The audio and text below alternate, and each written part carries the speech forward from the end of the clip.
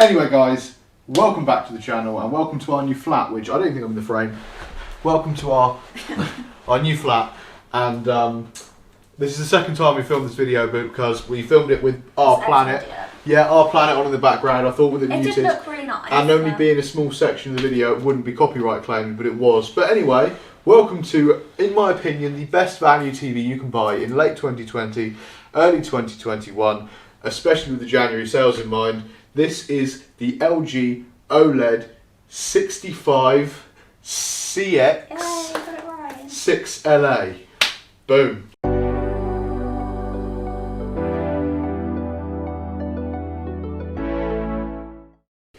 Right, Shah, tell us about the specs of this TV. What makes it so special? Why is it the best value TV you can buy right now in late 2020, early 21? Because it's an OLED TV. Which is the pixel type, which means it's got really good blacks and colour accuracy. Yeah, it's got really good blacks, it's really clear obviously, it's 4K. What's the resolution of 4K? What is that? Pixels by height by width? Oh, I don't know that, you have to... 3840 by 2160, so that is full 4K. It's got a refresh rate of 120 Hz. Correct, and that is the real reason I'd recommend this TV, is because not only is it OLED, it's 120 Hz. Now that means it's compliant with the new HDMI 2.1 standard. Now this standard means it can output a full 4K 10-bit HDR signal at 120 refreshes a second. On a high-end gaming PC or on the newest gen consoles, that's a really nice feature because it means less input latency for competitive gaming and an overall smoother gaming experience. Now, the PS5 and Xbox Series X aren't really capable of 4K 60 realistically, let alone 4K 120 Hz. But the fact that the TV is ready for it is nice. And in addition to that 120 Hz refresh rate, it also has adaptive sync technology. In this example, it is G-Sync, which is the NVIDIA standard.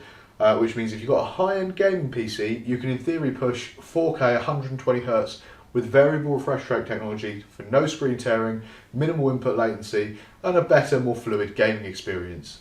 That's your goal, isn't it? To build a... Hopefully in the future we will test this. I have tried the PS5 at 4K 120 Hz in Call of Duty, the new Black Ops, because that is basically the only game that supports it now, I think, apart from the new Spider-Man. Which, why do you need 120 Hz on an adventure game, you know, a bit pointless.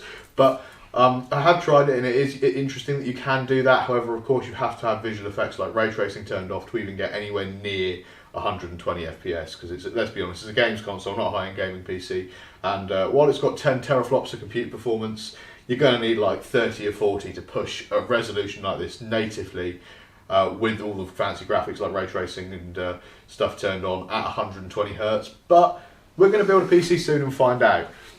But the real reason I think this is the best value TV is because it's also a fantastic cinema experience. The OLED means you're not going to see anything anywhere near that good on this because it's literally a GoPro video. But when we were filming it with the, it looks so much better with the Netflix show on 4K Dolby Atmos all enabled. It looks so much better with that one. You literally edited the video, went to upload it. And as it uploaded, I was told it couldn't go public because it had copyrighted content. And I was like, yeah, okay, it's done now. And I was like, no, we're going to have to film again. Yeah, we'll film again. This is it. This is take 2. But yeah, honestly, you have to take our word for it. But the depth you get with an OLED TV is incredible with HDR content and Dolby Atmos, because it replicates the depth you see in real life, and it's really immersive for both gaming and content enjoyment. And it's just a fantastic TV. Now, some of you out there may be saying, "Oh, it's only 4K. It's not 8K. Is it really that future-proof?" Now, I'd argue that refresh rate on a high-resolution TV like this is more important. Hence, the 120 Hz and the adaptive sync technology. And there is no 8K content out there. Admittedly, Nvidia are boasting that their new RTX 3090 graphics card, which you can't buy anywhere, because if you could, I'd probably go and finance one for 1,500 quid like an idiot. You can't buy it anywhere. Well, that is capable of 8K 60 FPS. The only thing you're going to get that does that is that graphics card if you've got a massive amount of money burning a hole in your pocket, with some games that actually have that high resolution of textures in the game, which are few and far between. I believe they did it on Control, and Doom sometimes upscales the textures to 8K, but there's nothing native 8K out there in terms of content enjoyment, bar a few YouTube videos. So in all honesty, the extra resolution is completely pointless right now, and probably won't be a vast amount of 8K content out there for another few years yet anyway. And I'd say 5-year warranty on this TV. For the next 5 years, it's all the spec you're going to need, especially with that double refresh rate compared with virtually every other TV on the market. and that HDMI 2.1 specification.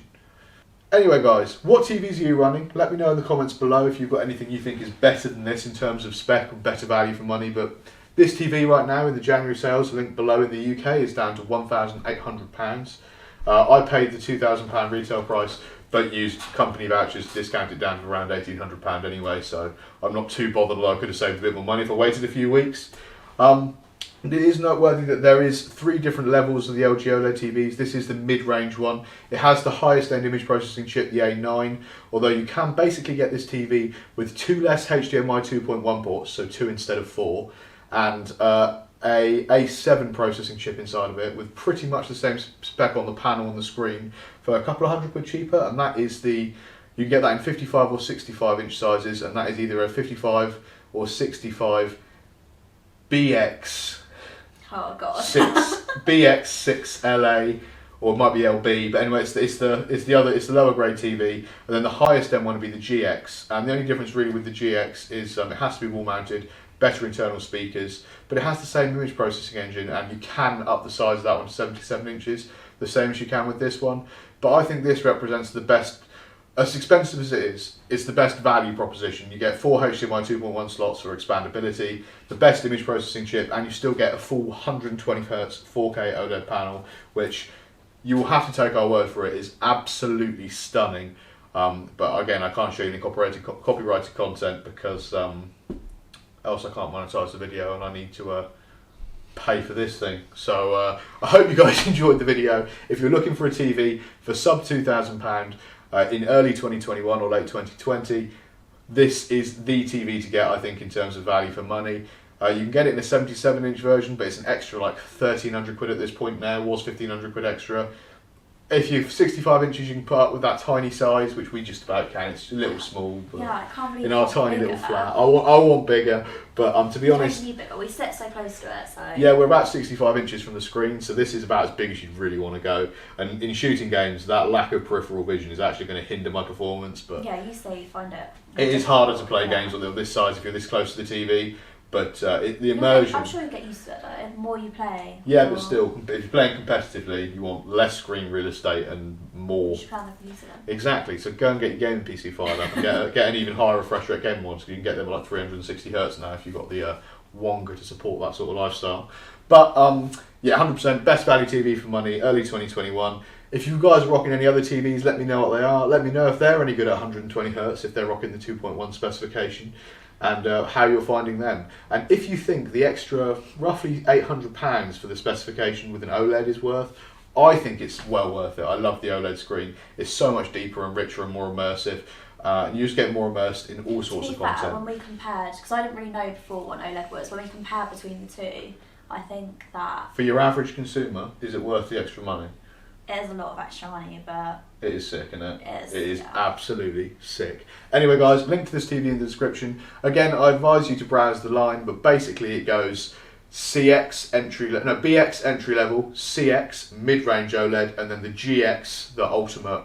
I've got more money than Sense TVs. At the moment, I don't think there is any connection that can actually output 8K at 60. Exactly, so, it's just pointless. But yeah, if you really want to future-proof it for like 10 years instead of 5, and you really want 88 inches. By then, won't something better be out anyway? Oh yeah, now 16K, yeah, 360 Hz, AMOLED. It'll be all over. It'll be everything. It'll be lasers directly onto your eyeballs by then. Anyway, guys, peace out. Like, comment, and subscribe. Tell me what TVs you guys are running, and I'll see you guys in the next one. And we'll also have more car videos coming up. The second we're not in lockdown and everyone's dying of COVID, and we can go and look at other people's cars, because that'll be sick. Hopefully in the future, because Peugeot 106 and Nissan GTR services are coming up, and hopefully I'll be getting a bigger bike this year, and I passed my license as well. So stay tuned for me plugging a nicer PC into this as well, because I'm hoping I'll build a PC at some point soon as well. Anyway, guys, peace out. Oh, PS at the end of the video here. There'll be a little cut there because I look really dopey in that shot. Anyway, get a soundbar with it. You can get the GX version, which has nicer inbuilt sound and has to be wall mounted, but it's got Dolby Atmos. I think this TV would be better if it was wall mounted, but we can't wall mount it because this isn't our flat. We're renting, so right, we could. It has got VESA mounts at the back, and you can get the wall mounted only version. and it's so thin it would be If I touch advisable. it, it's like crying. It would be advisable to wall mount it. But yeah, get yourself a soundbar, preferably some of the supports Dolby Atmos. Mine doesn't, but it's perfectly good enough for this little flat. And we'll have. It does sound okay without the soundbar. No, it doesn't. It does. Peace out.